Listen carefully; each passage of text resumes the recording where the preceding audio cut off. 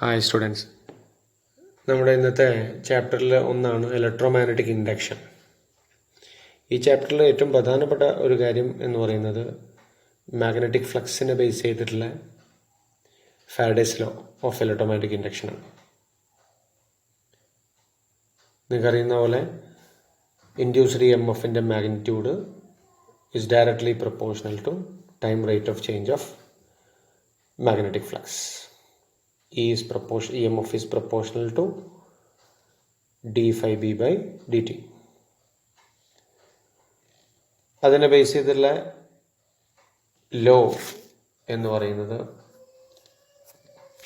നമുക്കിങ്ങനെ ഇക്വേഷനായിട്ട് ഓർത്ത് വെക്കാം. E - n d phi b by dt.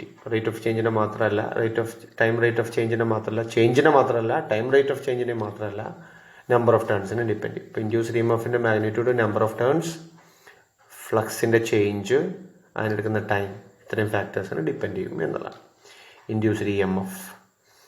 Then induced E M F കിട്ടിക്കഴിഞ്ഞാൽ നമുക്ക് ഇൻഡ്യൂസ്ഡ് കറണ്ട് കണ്ടുപിടിക്കാൻ പറ്റും.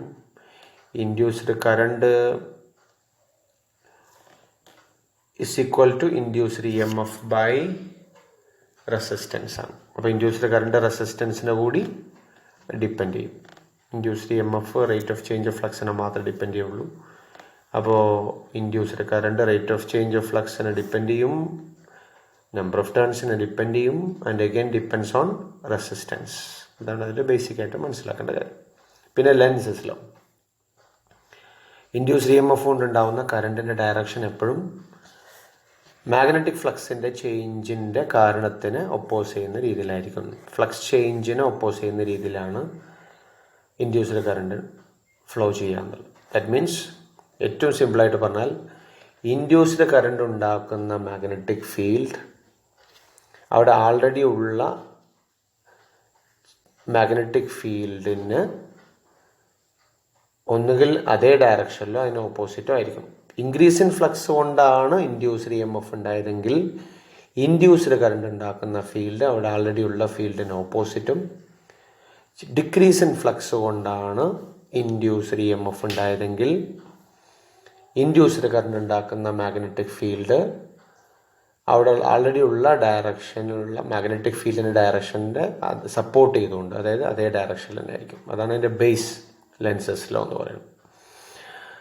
പിന്നെ ഇങ്ങനെയുള്ള ഫിഗർ വെച്ചിട്ടുള്ള എക്സാമ്പിൾസ് ഒക്കെ നോക്കണം.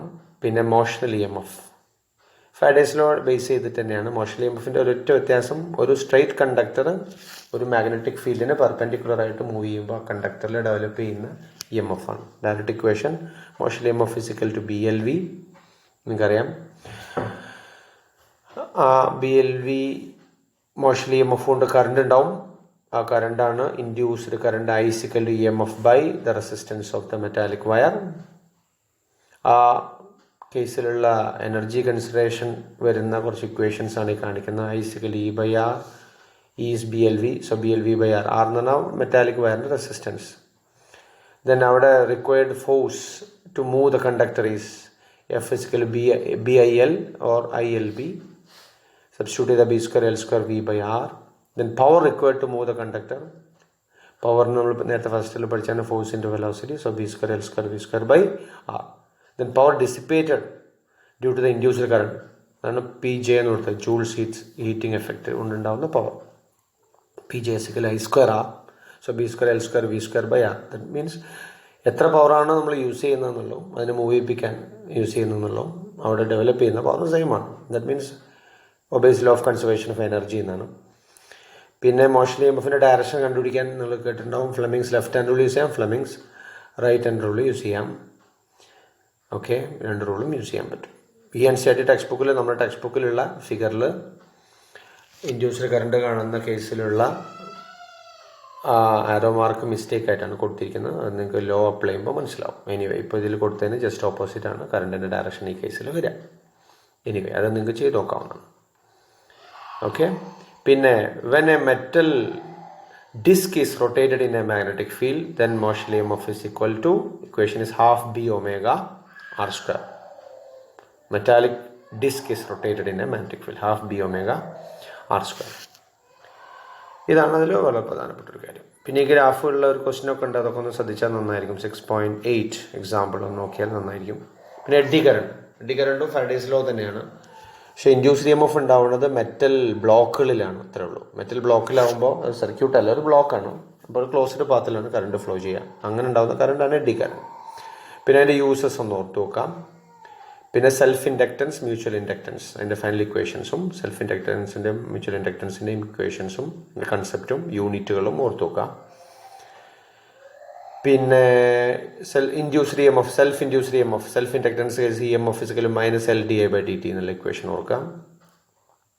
അതുപോലെ സെൽഫ് ഇൻഡക്റ്റൻസ് N∅I ആണ്. Then L μR × μ0 × n²L.